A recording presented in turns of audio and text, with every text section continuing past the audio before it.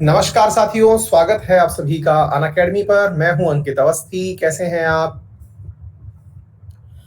Hopefully आप सभी लोग स्वस्थ हैं, एकदम बढ़िया हैं, हेल्दी हैं, खुश हैं और अपने आसपास भी इसी प्रकार का सकारात्मक माहौल बनाए हुए हैं।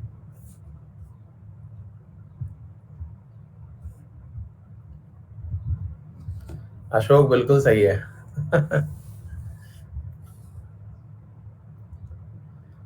लक्षित बलियन भैया, इसी से पढ़ते रहिए क्योंकि डेडिकेटेडली किसी स्टेट के लिए नहीं आता है यार। हाँ शुभम, आज काफी दिनों बाद। अंकित नो आइडिया भैया। विकास एकदम बढ़िया।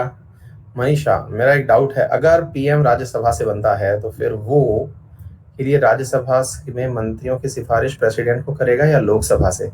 सिफारिश को लोकसभा से ही करेगा, क्योंकि लोकसभा में जब तक बहुमत है तब तक वो पीएम है। कहीं से भी कर सकता है, मतलब मंत्री तो बनने के लिए कहीं से भी बन सकते हैं।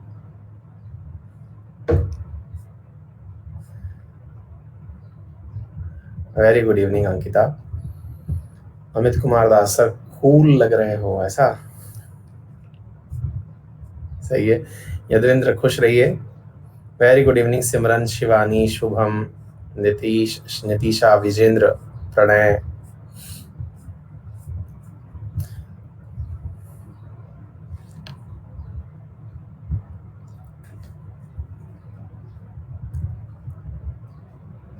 Thank you so much Sachin भाई, all the very best, very good Vishesh. Divyanshi एकदम बढ़िया। दीक्षित बहुत बढ़िया। मनीषा, तुम्हारा सवाल ले लिया है हमने, है ना? एक है, बढ़िया भैया। कल की क्लास में मजा आ गया था, चलिए बहुत ही अच्छी बात है। चलिए बहुत ही अच्छी बात है। एमएलसी का काम क्या होता है? एमएलसी का काम भीड़ बढ़ाना। प्रनिवेश कभी भी नहीं। यदवेंद्र माथुर धन्यवाद। साइमन साना कह रही हैं कि सर आप हमें इग्नोर कर देते हैं। अरे बाप रे, इसी चल रहा है हमारा।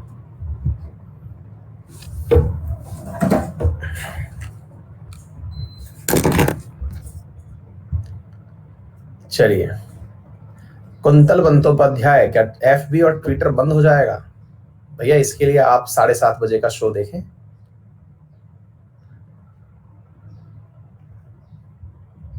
है ना? मॉर्निंग में आर्यन मस्त था। अयान चौधरी, थैंक यू भाई, थैंक यू। आदित्य को भी इग्नोर करते हैं हम।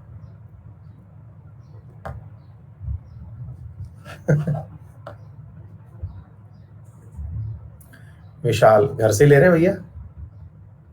लेजिस्लेटिव काउंसिल केंद्र पर निर्भर करेगी कि कब वो बनाए। हाँ अंकित, बिल्कुल। लक्षित, आईपीसी सीआरपीसी के लिए यूपीपीसीएस वाले सेक्शन में ही मैं क्लास ले आऊंगा, क्योंकि और किसी की वो काम का नहीं है, और अभी आप लोगों का पेपर नहीं हो रहा है।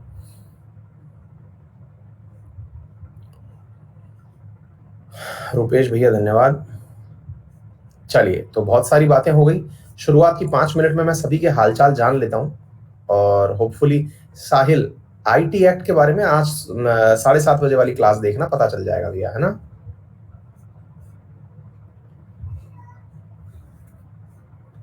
बेलारूस का प्लेन हाईजैक, मॉर्निंग में क्वेश्चन लेके आ रहा हूं उसके ऊपर। इसी लोगों, क्योंकि 2-3 बच्चों ने और पूछ लिया है। एक्चुअली होता क्या है कि इन चीजों के अंदर अब आप लोगों को इंटरेस्ट आने लग गया है, इसलिए लाना पड़ता है। अदरवाइज क्या है कि बेलारूस को फिर हमको बहुत सारी चीजें और बतानी पड़ेंगी, उसके साथ साथ थोड़ा इतिहास। प्लेन हाईजैक सुनाएंगे, कल सुबह पढ़ाते हैं। कमल क्यों खींच रहे हो यार? कमलेश महतो, थैंक यू भाई। चलिए, आरएनए जो है अब वो मतलब एक अलग ही लेवल पर जाता जा रहा है धीरे धीरे, और आप लोगों के प्यार से और आप लोगों की सिफारिशों से जो आप बताते हैं मुझे, उसकी वजह से काफी ठीक हो रहा है ना? चलिए आइए साथियों, तो हम लोग अब तक पार्लियामेंट्री व्यवस्था की बातें कर रहे थे। वैसे टेक्निकली आज डाउट सेशन है, अगर आप चाहें तो हम केवल बतिया भी सकते हैं। बतियाने से मतलब जैसा हम प्रॉमिस करते हैं कि हाँ भाई, किसी को अगर कुछ जानकारी चाहिए तो थोड़ा सा पार्लियामेंट वाला हिस्सा पढ़ करके अगर आप कहेंगे तो हम इसके ऊपर डाउट्स वाले सेशन को भी यूज कर लेंगे। अगर आप चाहेंगे तो, ठीक है ना। तो थोड़ा पार्लियामेंट का हिस्सा बचा हुआ है, उसे हम कंप्लीट कर लेते हैं, जैसा आपको ठीक लगे। पोल करा लेंगे, पोल करा लेंगे, इसके अंदर चिंता ना करें। पहले जो थोड़ा सा हिस्सा बचा हुआ है वो खत्म कर लें, उसके बाद, है ना। मतलब मजेदार बात यह है कि अधिकांश बच्चों के पास डाउट होते ही नहीं है, तो पूछें क्या। ये जो भर भर के 9 लिख के भेज रहे हैं, ये वही हैं कि सर जब है ही नहीं डाउट तो पूछें क्या, है ना। और जो बाकी लोग हैं वो हैं कि सर हम तो फर्स्ट डे ही आए, हमारा क्या डाउट है। पता ही नहीं चलता, थोड़ी देर में क्लास खत्म हो जाती है, पता ही नहीं पता चलता है, क्योंकि कहानियां इतनी ज्यादा होती हैं, नहीं। हाँ जी, तो लोकसभा राज्यसभा की सैर करके हम निकल चुके थे, और कल हमने सेशन को एडजर्न किया था आज तक के लिए। तो आप लोगों ने एडजर्न भी सीख लिया था, डिसोल्यूशन भी सीख लिया था। अब मतलब सामान्यतया जो सवाल होते हैं जो लोकसभा से पूछे जाते हैं, उनके बारे में बात करते हैं।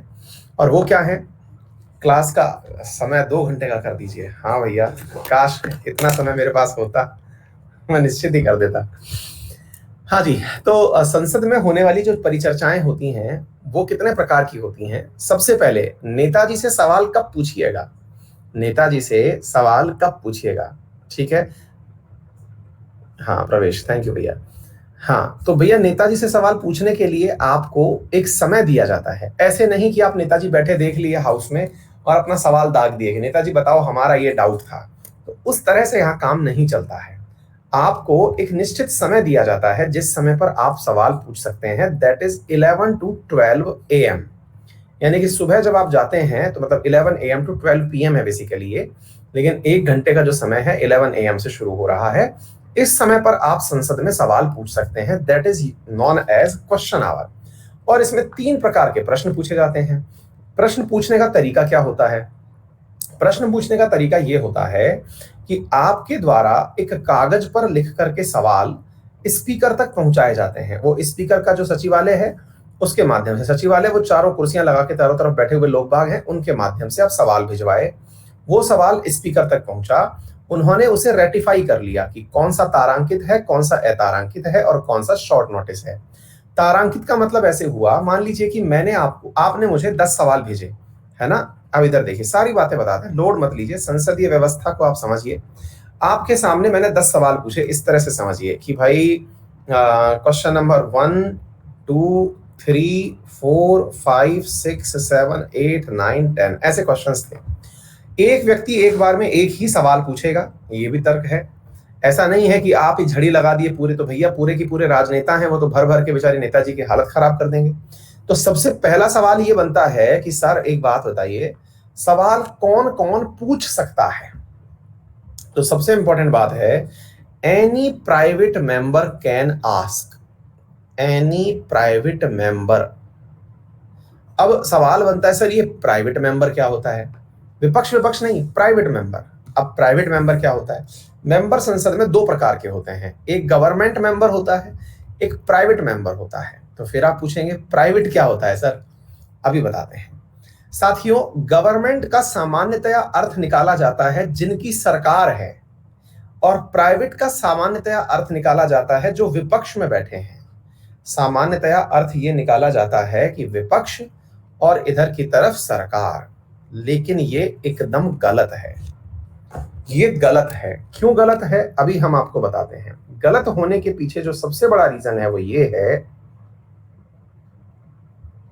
गलत होने के पीछे जो सबसे बड़ा रीजन है वो क्या है कि गवर्नमेंट, प्राइवेट मेंबर मंत्री के अलावा जितने भी सदस्य हैं, मंत्री के अलावा जितने भी संसद के सदस्य हैं, वो सभी के सभी प्राइवेट मेंबर हैं। हाँ भाई, मंत्री परिषद में अधिकतम सदस्यों की संख्या कितनी हो सकती है, मंत्री परिषद के अंदर अधिकतम सदस्यों की संख्या कितनी हो सकती है, 15% हो सकती है। किसकी, कुल सदन संख्या की। कुल सदन संख्या 543 है मान लीजिए, तो 15 5 75 और 15 चौका 60, 6 81 से 82 के आसपास, हमारे पास 82 के आसपास मंत्री हो सकते हैं।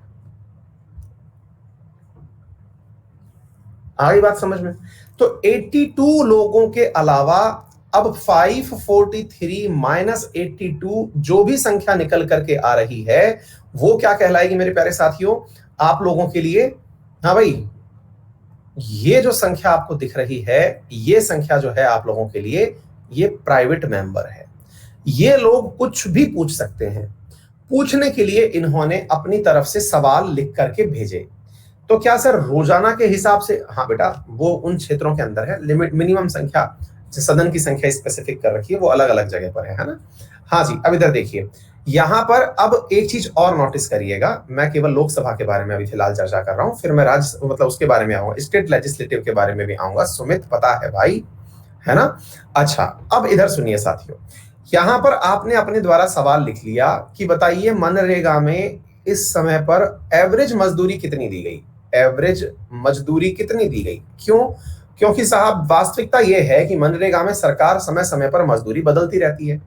दूसरा सवाल आपने पूछ लिया कितना किलोमीटर सड़क बना, कितना किलोमीटर सड़क बना। तीसरा आपने पूछ लिया कि भाई ऑक्सीजन सिलेंडर को लेकर के सरकार की क्या तैयारी है, ऑक्सीजन कंसंट्रेटर को लेकर के या सिलेंडर को लेकर के तैयारी क्या है बताएं। ऐसे ही चौथा सवाल, आपने कुछ भी सवाल पूछ लिए, किसान बिल के ऊपर सरकार का राय क्या है, किसान बिल पर राय क्या है। आपने ये 4-5 सवाल में से मैंने बताया आपको यहां पर लिख करके दे दिया। अब क्या हुआ, आपने इनमें से एक प्रश्न के ऊपर स्टार लगा दिया, इस पर स्टार लगा दिया। बाकी प्रश्न जो हैं वो सारे के सारे प्रश्न आपने एज इट इज भिजवा दिए लोकसभा सचिवालय को, और ये प्रश्न औसतन 15 दिन पहले भिजवाए जाते हैं, वैसे समय सीमा 21 दिन की होती है ना, तो ये भिजवा दिए जाते हैं। भिजवा दिए जाते हैं तो लोकसभा का जो सचिवालय है वो इन प्रश्नों में से तारांकित प्रश्न जिसने जो पूछे हैं इन्हें अलग कर लेता है। नहीं, इसमें पूछने वाले से पूछा जाता है कि बताइए भाई, इनसे मांगा जाता है कि बताइए भाई आप कौन सा प्रश्न पूछना चाहते हैं। तो ऐसी स्थिति में जो तारांकित प्रश्न वाले प्रश्न हैं इन्हें अलग से इकट्ठा किया जाता है और फिर इन्हें मंत्रालयों के पास भिजवा दिया जाता है कि साहब ऐसे ऐसे प्रश्न है आपसे, इसका आंसर मौखिक रूप से मांगा जाना है। बोले जो अनस्टार्ड हैं, बोले इनका आंसर आप लोगों से रिटर्न में मांगा जाना है, यानी पेपर पहले ही लीक हो चुका होता है। क्लासिफाई कौन करेगा? पूछने वाला कहता है कि भाई मेरा सवाल जो है वो स्टार वाला है कि मेरा सवाल जो है बिना स्टार वाला है। अच्छा, बिना स्टार वाला कोई क्यों चाहेगा? हर आदमी चाहेगा कि वो कैमरे में आए? नहीं, एक्चुअली क्या होता है, बिना स्टार वाले का एक सबसे बड़ा लाभ क्या होता है, सबसे बड़ा लाभ होता है मीडिया के लिए। क्यों भाई? मीडिया के लिए लाभ कैसे होता है? मीडिया के लिए लाभ ऐसे होता है साथियों, क्योंकि जो वहां से जवाब मिलेगा ना वो असल में एक सरकारी डॉक्यूमेंट होगा जिसमें जो भी चीज लिखित है उसे आप कल को क्लेम कर सकते हो कि सरकार ने ऐसा बोला। कैबिनेट नहीं सुप्रीम दास, कुल मिला के काउंसिल ऑफ मिनिस्टर है। यानी कि यहां पर एक एक लाइन जब सरकार क्लेम करेगी तो वो सारे के सारे जो पॉइंट लिखे जाएंगे वो एकदम सटीक जानकारी के साथ होंगे। आप उसको बाद में बता सकते हैं कि भाई इन्होंने खुद ने कहा था इतना है तो कम कैसे हो गया। अच्छा, सभी तारांकित भी हो सकते हैं, पर यह डिपेंड करता है कि उस सदन के सत्र में अधिकतम तारांकित प्रश्न कितने लिए जा सकते हैं। क्यों भाई?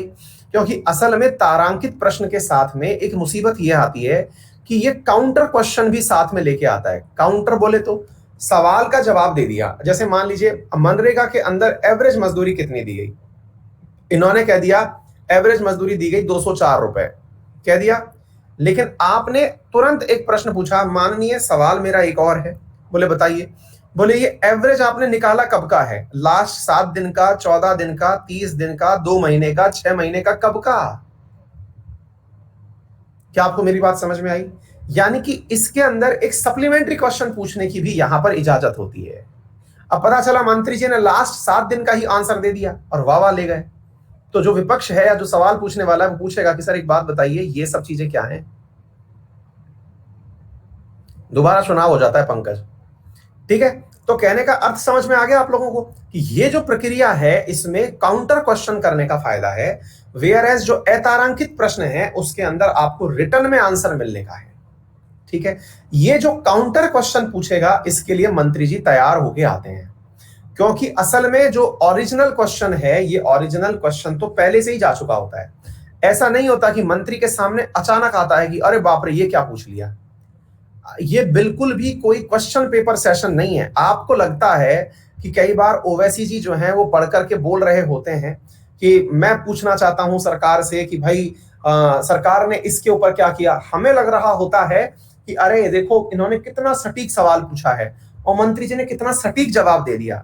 ऐसा बिल्कुल नहीं होता है, ऑलरेडी स्क्रिप्टेड है, वो पूरा स्क्रिप्टेड है, बस वो कैमरे के सामने सदन के सामने बोला जा रहा है, वो सदन के सामने पूछ रहे हैं, वो सदन के सामने बोल रहे हैं, सब कुछ स्क्रिप्टेड है, यानी ऑलरेडी गिवन है।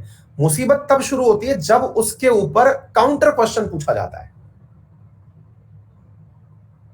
आगे बात समझ में? काउंटर क्वेश्चन जब पूछा जाता है ना, तब मंत्री जी जो है वो पानी पीने लगते हैं। ठीक है, तो ये वाली जो चीज है, उम्मीद है आपको बात समझ में आ गए होंगे। ठीक है ना, क्लियर हो गया?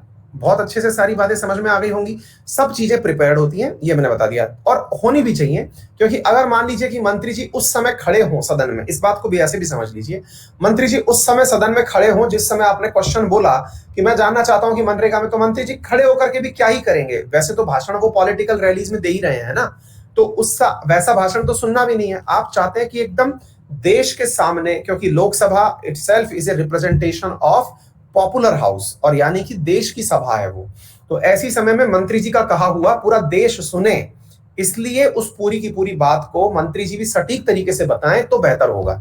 अदरवाइज वो आंसर भी दे दिए और खामखा की बेफिजूल की बातें कर दी है, तो उसका कोई भी मतलब नहीं है।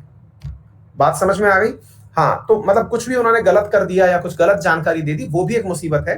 तो इससे मेरे प्यारे साथियों बचा जाता है, या आप लोगों को इसीलिए उसमें मजा नहीं आता है। आपने कई बार संसद की कार्रवाई देखी तो होगी, लेकिन मुश्किल से 10 मिनट देखी होगी और चला दी होगी आगे।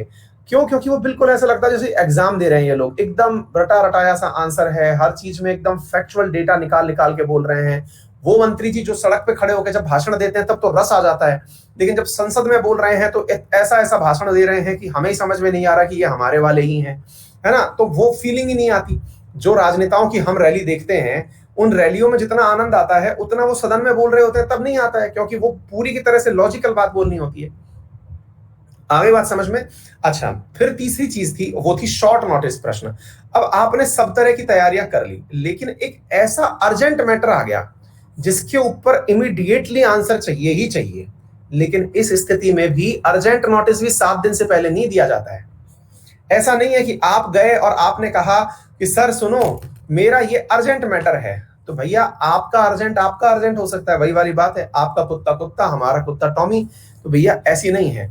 तो इस बारे में आपको ये पहले समझना होगा कि शॉर्ट नोटिस क्वेश्चन का महत्व कौन निर्धारित करेगा। तो इसके लिए मेरे प्यारे साथियों, निर्धारित करने के लिए जो स्पीकर आपने बिठा रखा है वो डिसाइड करेगा। इस डिसाइड क्या करेगा कि क्या ये वाकई में महत्व का विषय है। अब जैसे मान लीजिए कि अचानक सदन चल रहा था और सदन के अंदर पता चला कि आपने प्रश्न पूछने के लिए प्रश्न लोकसभा स्पीकर के सामने रखे। अब लोकसभा स्पीकर ने देखा कि लोग पूछना चाह रहे हैं कि ऑक्सीजन की आपूर्ति कैसे होगी। पता चल रहा है कि सदन जवाब देने के लिए एकत्रित भी हुई, लेकिन स्पीकर महोदय ने रोक दिया कि नहीं, यदि ये सरकार से पूछ लिया गया सवाल तो सरकार की बेखौल मतलब मजाक बन जाएगी या कुछ भी हो जाएगा। मतलब सोचिए ना, क्योंकि स्पीकर तो असल में सत्ता पक्ष की तरफ से बिठाया गया है ना, वहां पे कहने के लिए वो सबके वोटिंग से गया है, लेकिन जिसकी मेजोरिटी है उसका वो आदमी है। तो ऐसी स्थिति में वो कई बार उन क्वेश्चंस को रोक लेता है अपने पास जिन्हें जाने नहीं देता। एक बार इसी कारण से अभी रिसेंटली ही, अगर मुझे याद है, तो बिहार के वो कौन थे जो कि राज्यसभा में डिप्टी चेयरमैन के पद पर थे और उनके खिलाफ उनको हटाने का मोशन लाने का प्रस्ताव आ गया था। नाम भूल रहा हूं मैं, हरिवंश जी थे क्या? रघुवंश सिंह है ना, रघुवंश या हरिवंश कुछ इस तरह से है, रघुवंश जी हैं शायद, है ना। तो उन्होंने असल में कि भाई नहीं, सरकार से जो है सवाल नहीं पूछने देना है। तो ऐसी चीज में हरिवंश नारायण सिंह, है ना, हाँ यार ये नाम में हरिवंश रघुवंश देख लेना, जो भी है वो बिहार वाले करेक्ट कर दें मुझे। वो हैं जो कि लोकसभा में उस समय राज्यसभा के अंदर डिप्टी स्पीकर बिठाए गए थे, उनको हटाने का प्रस्ताव आ गया था। ठीक है ना। अच्छा, अब ऐसी स्थिति में अब भाई एक विद्यार्थी हैं हमारी क्लास में, कुछ भाषण सा लिख रहे हैं, कुछ नहीं हो सकता इस देश का सबके सब सरकार के चाटुकार। हाँ, तो आप क्या यहाँ पर बेटा मतलब कमेंट करने के लिए आई हैं क्या? आपका जीवन व्यर्थ हो गया क्या? आप जैसे ही लोग हैं भविष्य में सरकार में जाएंगे, तो अपने आप को बजाय कि किसी का क्रिटिसिज्म करने में एनर्जी वेस्ट करने के इतना लायक बनाओ ना, कल को खुद इस तरह की बन जाओ, सरकार को राह दिखाओ, आप जिसको की आवश्यकता है ना। हाँ जी, तो भीड़ बढ़ाने में विश्वास क्यों रख रहे हो? कुछ अलग करने में विश्वास रखो, थोड़ी मेहनत करो। ठीक है, तो उम्मीद है आपको बात समझ में आ गई। लेकिन सरकार ने पहली बार इस बार जब कोरोना काल चल रहा था तो मानसून सत्र ही गायब कर दिया। मानसून सत्र ही गायब कर दिया। आ गई बात समझ में? मानसून सत्र गायब कर दिया का मतलब समझ रहे हैं आप कि साहब ये मतलब मानसून सत्र के अंदर क्वेश्चन आवर ही गायब कर दिया था। उससे पहले कि क्वेश्चन आवर नहीं होगा, बीच में फिर सत्र भी गायब कर दिया था। उससे पहले क्वेश्चन आवर गायब कर दिया था, मतलब सरकार से कोई जवाब पूछेगा ही नहीं। तो ये एक प्रकार से लोकतांत्रिक प्रक्रिया का गला घोटना कहलाता है। सवालों के साथ उड़ करके कोरोना नहीं जाता है। सवाल अगर तारांकित भी हैं तो बकायदा मंत्री जी के मास्क वास्क लगाओ, क्योंकि ऑलरेडी इतने सारे डॉक्टर्स बैठ करके हॉस्पिटल्स में लोगों का इलाज कर रहे हैं। तो मंत्री लोग इस समय बैठ करके कम से कम चर्चा तो कर ही सकते हैं ना भाई, है ना? देश के लिए बहुत ही महत्वपूर्ण है आज का समय, और बहुत ही ज्यादा जरूरी है कि हर चीज पर चर्चा हो।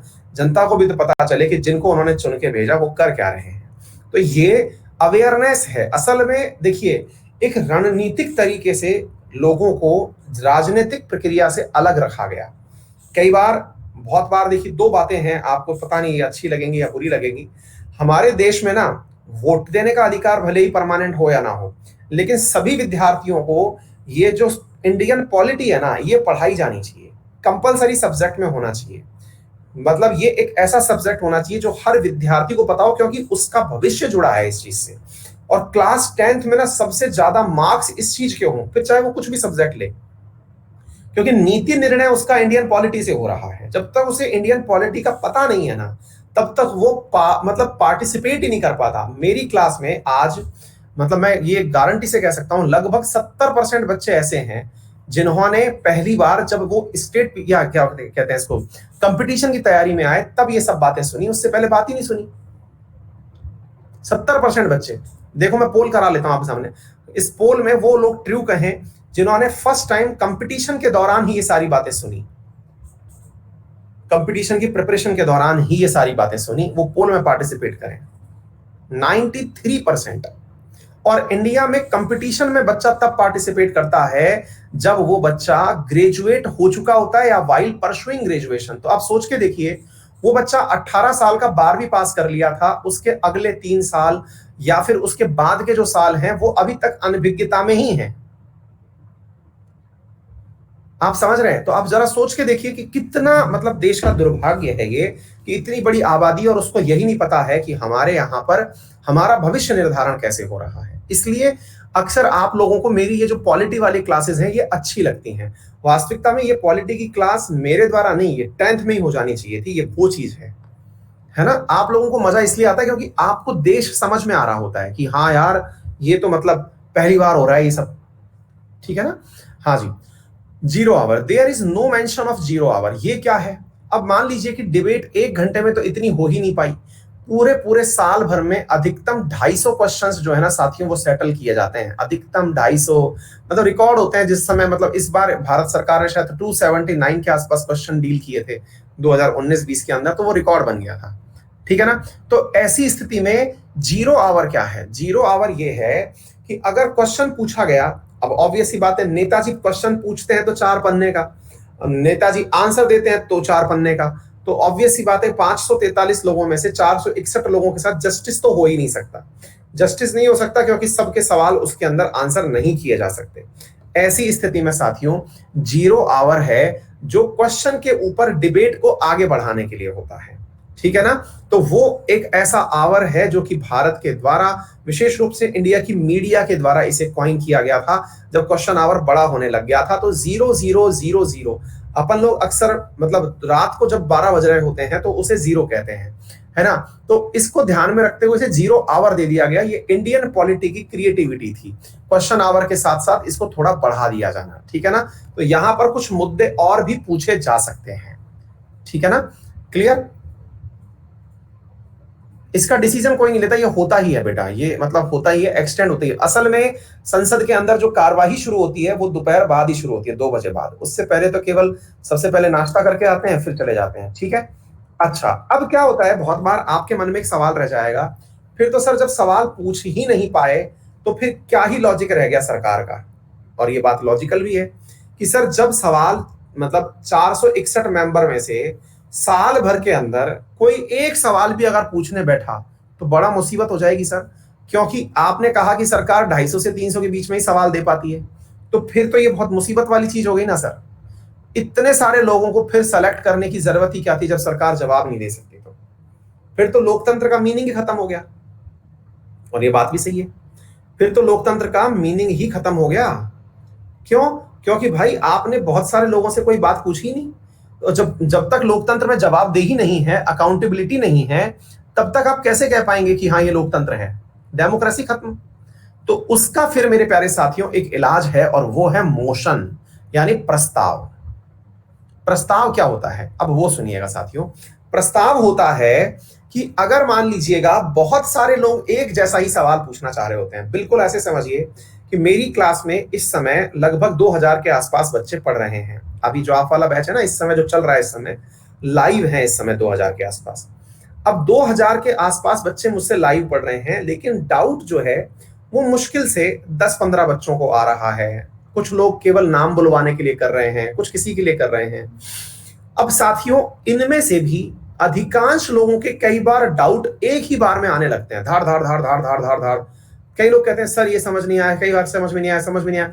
8-10 लोग जब एक साथ, 800 लोग जब एक मान लीजिए कि आपने एक बार में ही ऐसे स्थिति पर पैदा कर दी जिसके अंदर क्या हुआ कि अपन ये मान लेते हैं कि 80 लोग एक साथ इकट्ठे हुए, उनने एक साथ डाउट लिख करके दे दिया।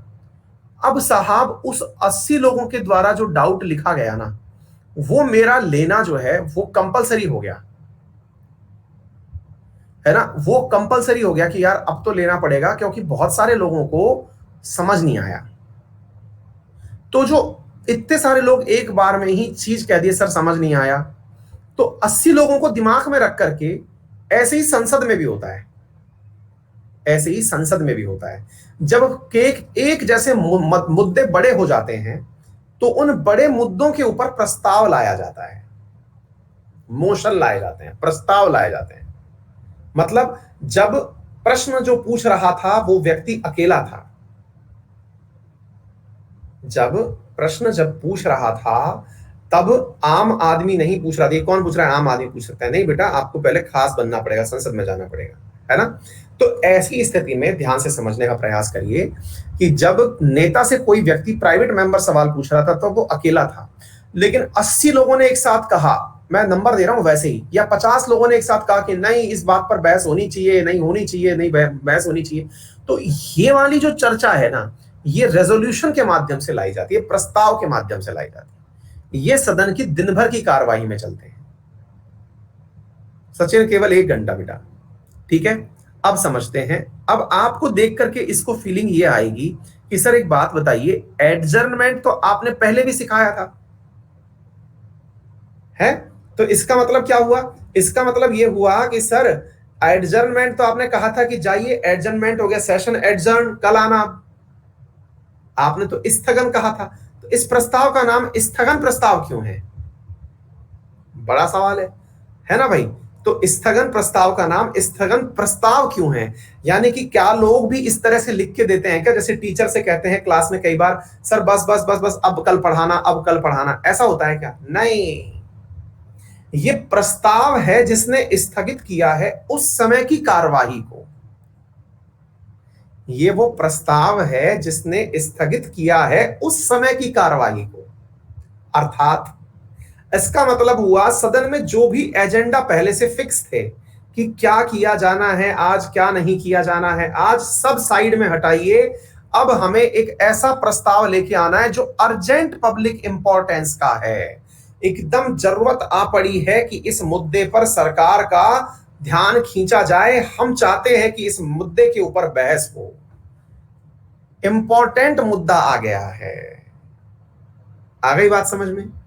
तो एडजर्न, बिल्कुल, यानी कि ये एक इस प्रकार का सेशन है जो कि चलते सेशन में, जैसे मान लो कि मैंने आपसे आज क्या कहा भाई, आज के सेशन का नाम था डाउट क्लियरिंग सेशन।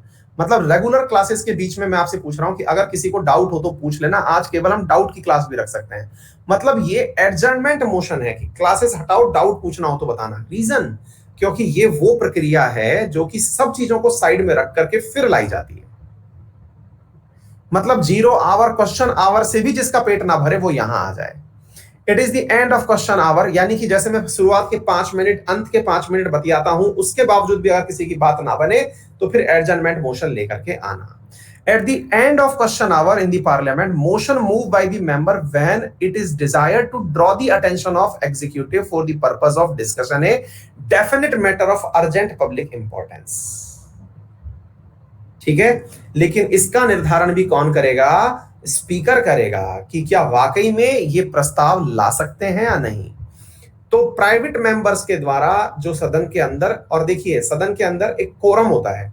कोरम क्या है? 1/10 सदन की संख्या कोरम कहलाती है।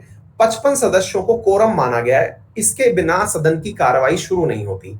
तो लोकसभा में इसी को ध्यान में रखते हुए 50 सदस्य जो है ना, उनको और 100 सदस्यों को ये संख्या निर्धारित कर रखी है, भाई कम से कम 50 लोग तो हो डाउट पूछने वाले, है ना।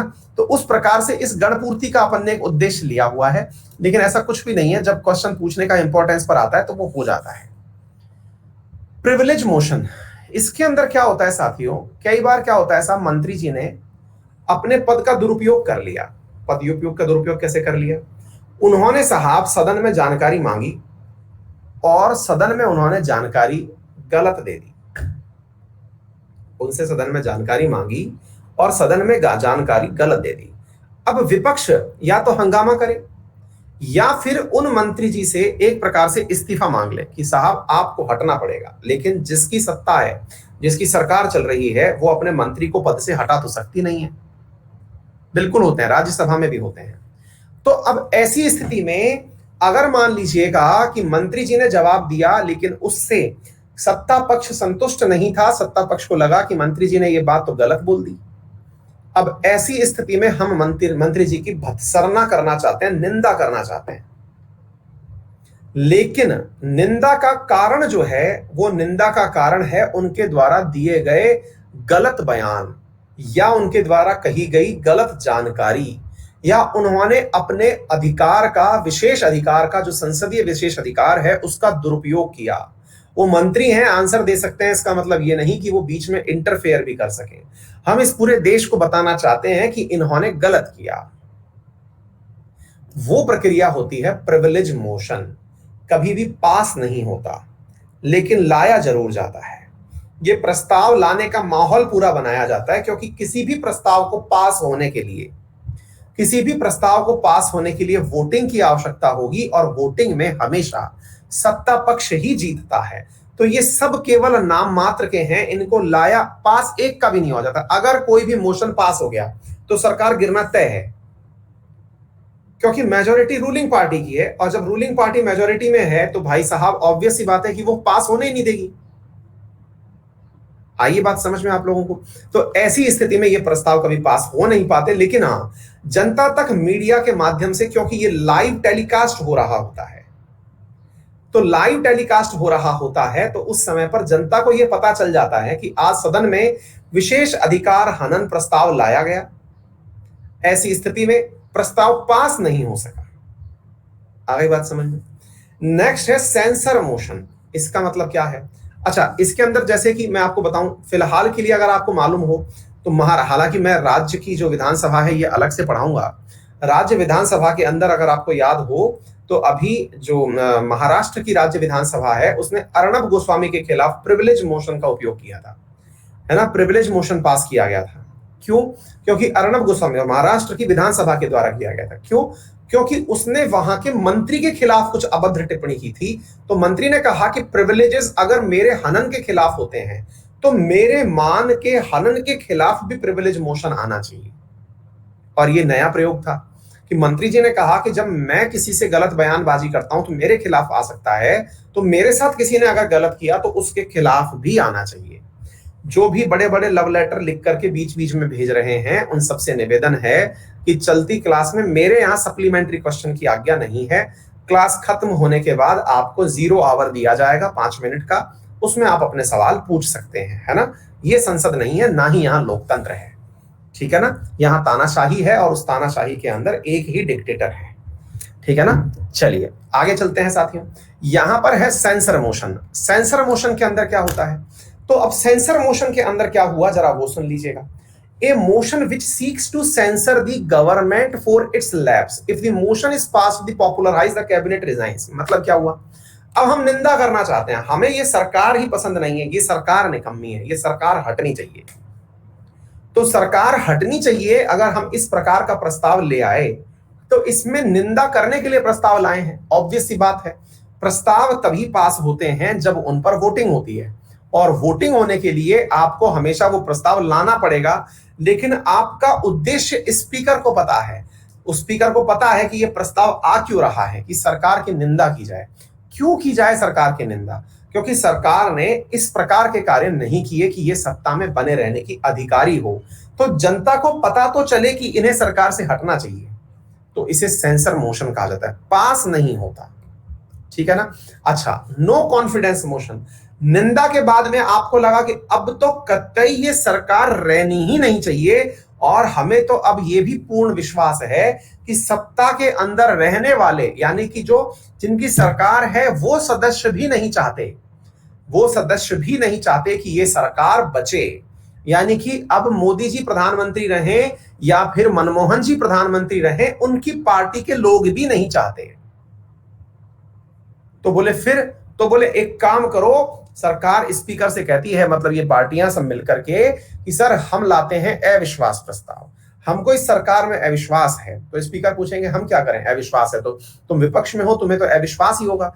बोले हमारे पास में इतने सदस्य ऑलरेडी हैं जो कि 273 से ज्यादा हैं, 543 से ज्यादा हैं, 543 का बहुमत जो 273 है उससे ज्यादा है। और हम आपको बता सकते हैं कि अगर ये सरकार प्रूव करने में कामयाब हो जाए कि इसके पास बहुमत है सरकार चलाने का, तो प्रूव करवा दीजिए, अदरवाइज हम अपने सांसदों की परेड करवा देंगे, दिखा देंगे कि इतने सांसद इनके विपक्ष में हैं। हम अभी चाहते हैं, अर्जेंट मैटर पर चाहते हैं कि इन्हें विश्वास प्रस्तुत करना पड़ेगा।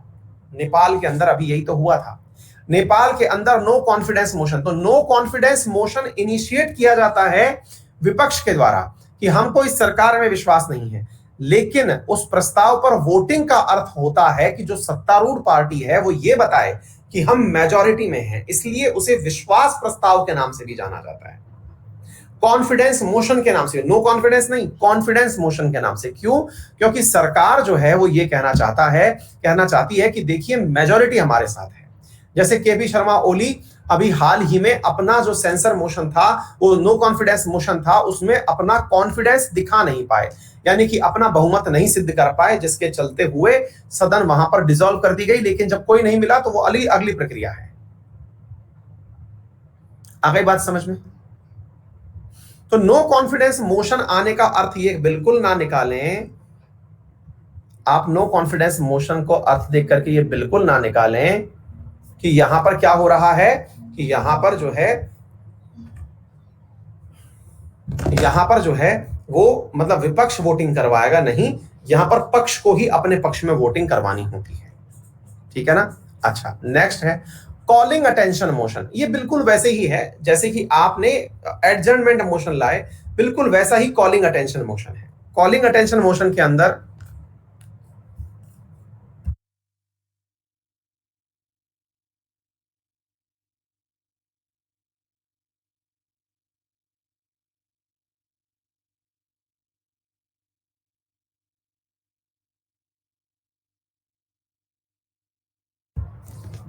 हाँ जी, तो फिर हुआ कॉलिंग अटेंशन मोशन कि बोले सर हमको ध्यान अपनी तरफ आकर्षित करवाना है। जैसे कई लोग बीच बीच में लिख करके अपनी तरफ कॉलिंग अटेंशन मोशन दे रहे होते हैं कि सर हम चाहते हैं कि हम किसी मंत्री से हम अपनी तरफ ध्यान आकर्षित करवाना चाहते हैं। बोले फिर इसके लिए एडजर्नमेंट मोशन ही ले आते।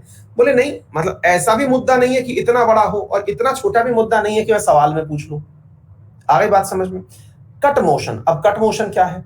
कट मोशन के अंदर क्या होता है साथियों, ये वो सारे प्रकार हैं जिससे आप बहुमत को अपने साथ लेके चलते हैं। बोले सर सरकार ने बजट पेश किया, अब सरकार ने बजट पेश तो कर दिया, बजट पेश किया तो हुआ ये कि आप विपक्ष में हैं और आपको बजट पसंद नहीं आया, लेकिन कर भी क्या सकते हैं, खिसियानी बिल्ली खंबा नोचे। क्यों? क्योंकि सरकार को चुन करके जनता ने भेजा है, बहुमत ने चुन करके भेजा है, तो बजट भी वही पेश करेगी, ऑब्वियस सी बात है, और लोकसभा ही पेश करती है। तो ऐसी स्थिति में विपक्ष केवल कर क्या सकता है, निंदा कर नहीं सकता, वो तो करता ही है पूरे समय पर। बजट बहुत ही वाहियात है, हम होते तो देश को अभी तुरंत सोने की चिड़िया बना देते। दूसरी पार्टी कहती है हम तो उड़ा भी देते।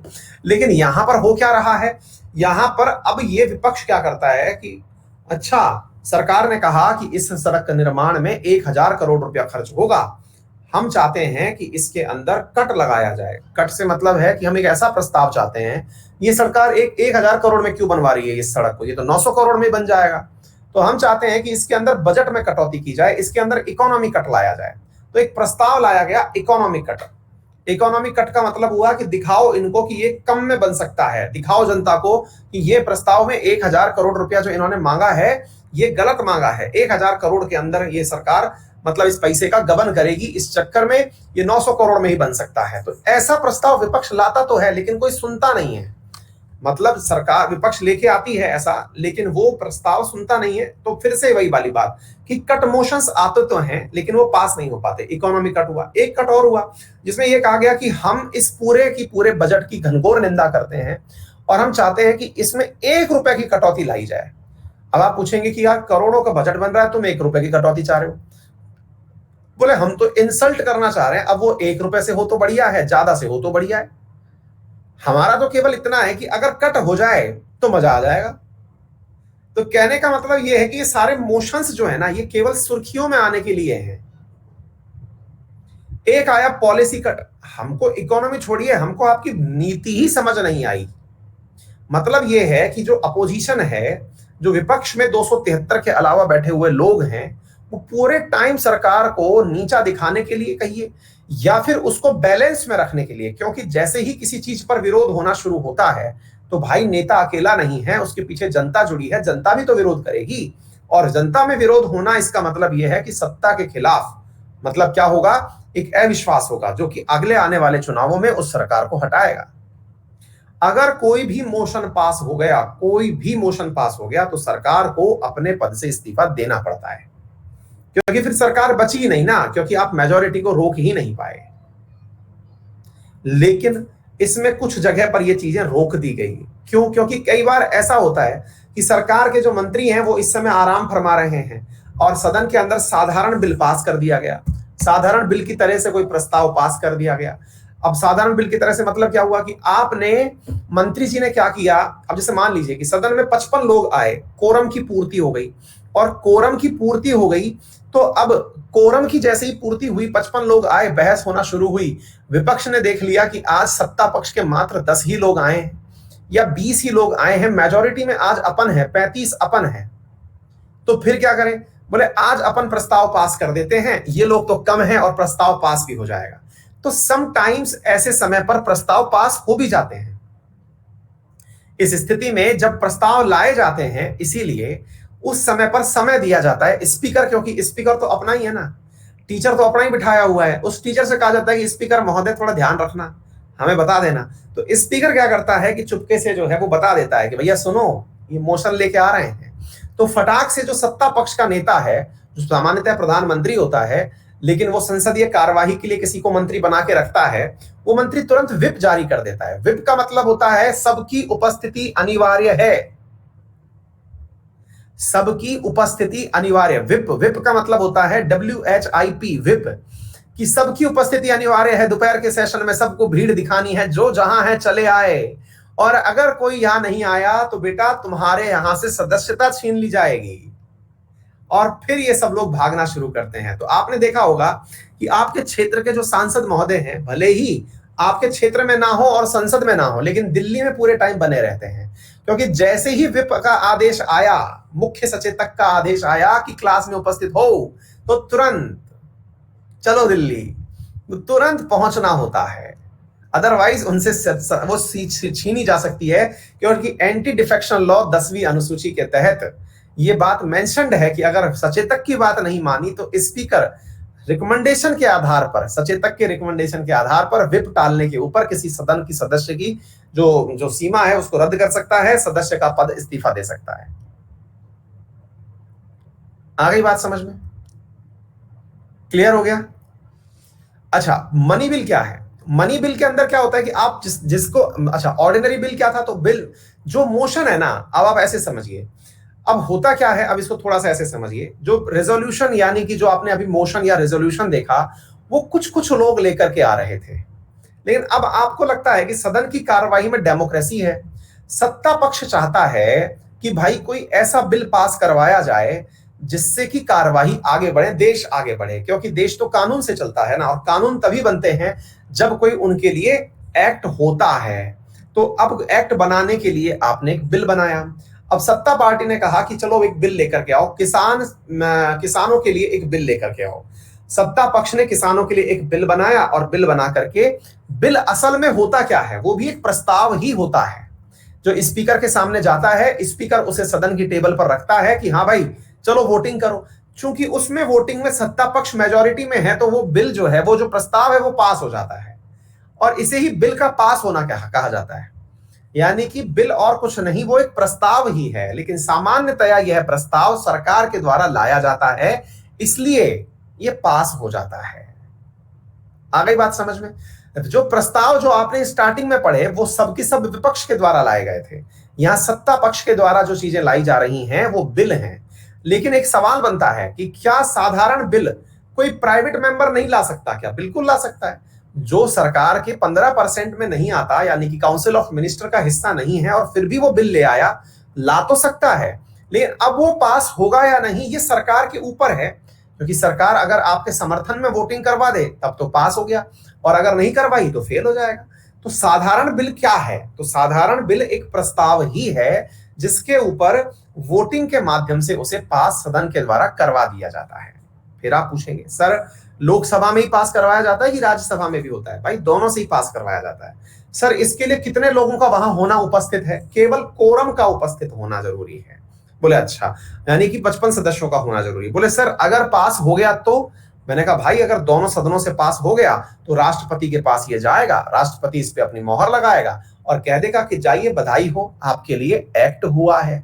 मतलब ये हुआ कि बिल जो है वो लोकसभा और राज्यसभा से पास होने के बाद जब राष्ट्रपति के पास जाता है तो राष्ट्रपति उसके ऊपर मोहर लगा देता है कि बधाई हो, आपके बिल हुआ है, नहीं आपके एक्ट हुआ है। आगे बात समझ में? तो बिल जो है वो एक्ट कब बनता है? जब राष्ट्रपति उस पर मोहर लगा देता है। कल जो हमारा नया चैप्टर शुरू होगा उसमें हम राष्ट्रपति के बारे में ही सारी बातें बताएंगे, कैसे वो बिल पास होता है, क्या प्रक्रिया है, वो सारी बातें आएंगी। मनी बिल क्या होता है? मनी बिल का मतलब अब सरकार को रोकना चाहिए साहब। सरकार के मतलब लोग केवल सरकार में इसलिए थोड़ी आना चाहते हैं कि एक नीली बत्ती की गाड़ी मिलेगी जो भी मोदी जी ने हटा दी। सरकार के अंदर इसलिए आते हैं क्योंकि रोकड़ा मिलता है भाई, अपने अपने पक्ष में अपने अपने मंत्रालय के माध्यम से काम करने की आजादी मिलती है। करोड़ों रुपए का बजट होता है, उस बजट को अपने अकॉर्डिंग खर्च करने की आजादी होती है। तो ऐसी स्थिति में मेरे प्यारे साथियों, मनी बिल एक प्रकार से सत्ता पक्ष का वो सबसे बड़ा टूल है जिसके चलते हुए वो सत्ता में आने की मंशा रखता है। इसलिए मनी बिल केवल लोकसभा के अंदर ही पेश किया जाता है। राज्यसभा को केवल दिखाया जाता है कि पैसा चाहिए। बजट जो है वो अपने आप में एक मनी बिल है जिसमें कितने प्रकार के कर लगाए जाएंगे, कौन सी राहतें दी जाएंगी, ये सारी की सारी बातें उसमें की जाती हैं। बजट इटसेल्फ जो है वो एक मनी बिल है, और कोई भी बिल मनी बिल होगा या नहीं होगा इसका निर्धारण स्पीकर करता है।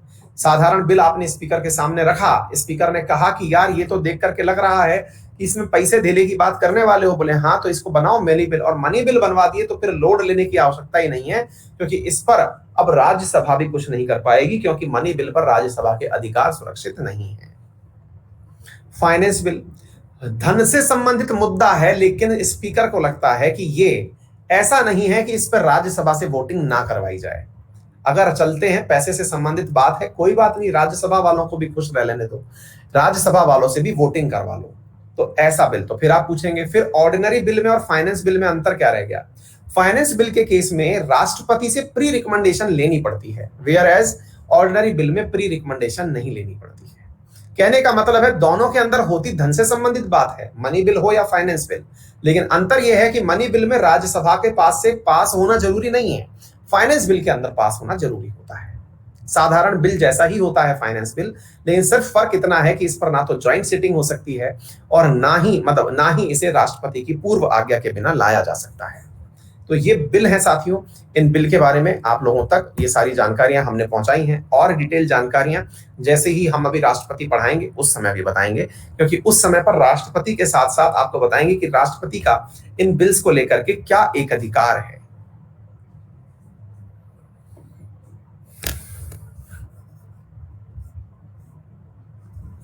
अंकिता ओझा, प्लीज बीपीएससी मेंस राइटिंग कैसे करें, क्रोनोलॉजी बताएं।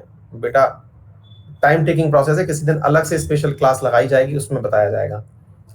मार मार कर हल्ला क्यों करते हैं आदित्य, मचाते हैं हल्ला बेटा, ताकि कैमरे पर लोगों को लगे कि हाँ हमारा नेता कैसा हो, टेबल तोड़ने जैसा हो। संविधान की विशेषता क्या होती है, प्लीज बताएं। गुरुजी इग्नोर मत करिए सर, आप मेरा जवाब नहीं देखते हो तो जवाब कहां से देंगे। सोनी शर्मा भैया, एलिगेशन भी लगाया है इन्होंने। संविधान की कोई विशेषता नहीं है भैया, संविधान की विशेषता अगर आप चाहेंगे तो मैं अलग से पढ़ा दूंगा।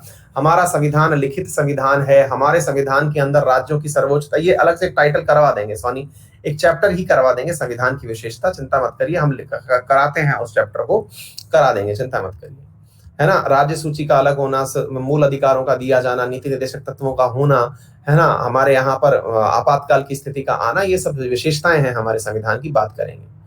मनीषा महिला ने पूरा पेपर भर के लिख दिया, पीएम राज्यसभा से है तो बहुमत भी राज्यसभा में होगी, तो वो प्रेसिडेंट को लोकसभा से, अरे कहाँ घूम रही हो, ऐसा कुछ नहीं होता। पीएम राज्यसभा से है तो भी उसको लोकसभा में आके बैठना होता है, ऐसा कुछ नहीं है। और सरकार लोकसभा से चलती है, राज्यसभा से नहीं चलती है। हाँ, कल लास्ट क्लास नहीं है, अभी तो और सेशन जुड़ेंगे इसके अंदर। स्पीकर डिसाइड करता है, विशाल बताया ना। नहीं सृष्टि, अगर पास हो जाते तो दिक्कत हो जाती। शशि थैंक यू भाई, बिल्कुल विकास ऐड करवाएंगे, लोड मत लीजिए। Sunil Kaushik thank you so much भाई। अनुराग, पता ही नहीं चलता क्या क्या सीख जाते हैं। पार्लियामेंट एंड हो गया, कल पार्लियामेंट का बचा हुआ हिस्सा राष्ट्रपति पढ़ेंगे, ठीक है।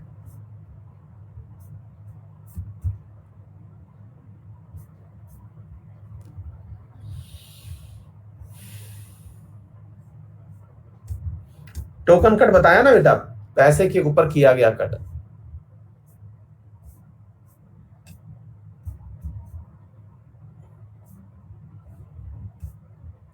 भाई देखो बात ऐसी है, अगर आप लोग चाहते हैं कि किसी दिन आपसे डाउट लिए जाएं, शुरुआत में आप सबने भीड़ बना करके मना कर दिया कि डाउट नहीं लेने, और अगर आप चाहते हैं कि किसी दिन डाउट लिए जाए तो मेरे लिए कोई इशू नहीं है, मैं कल के दिन आधा लेक्चर या पूरा लेक्चर डाउट में ही ले सकता हूँ।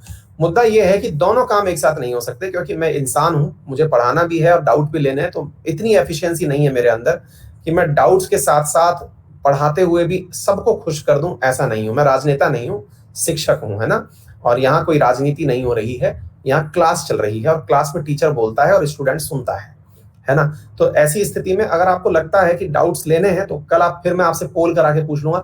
रीजन क्या है कि आप दोनों तरह की बातें करते हैं ना, वो ठीक नहीं है। मैं पहले से ही अगर कह दूं आपसे कि भाई मैं आपसे पोल करा के पूछ लूंगा कि आपसे जब तक आपके डाउट है खूब बिंदास तरीके से डाउट लो ना, मेरे को क्या दिक्कत है ना। तो आप अपने हिसाब से देख लें, ठीक है।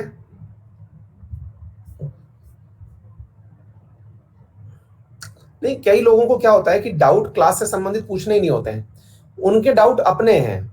अब उन अपने डाउटों को, क्योंकि उनके अंदर अभी रिसेंटली क्यूरोसिटी पैदा हुई है पॉलिटी के अंदर, उन्हें लगता है कि वो इसी बैच के माध्यम से वो क्यूरोसिटी भी क्लियर कर लेंगे, वो थोड़ी गलतफहमी है। रीजन क्यों है कि पॉलिटी भैया हरि अनंत हरि कथा अनंता, इतनी डिटेल्ड है पॉलिटी के अंदर, इसके अंदर मतलब हम लोग यूपीएससी वालों की भी पूरी भूख नहीं बुझा पाते, जबकि 4-4 महीने पढ़ाते हैं उनको, है ना। तो ये तो बहुत डिटेल चीज है, ठीक है। आप खुद सर्च करिए, चीजें पढ़िए, ढूंढिए, ढूंढ ढूंढ के पढ़िए, ठीक है। चलिए, all the very best, thank you so much, see you in the next class. I will ask you in the next class whether you want to take doubt or not. Please let me know in the next session. Thank you so much.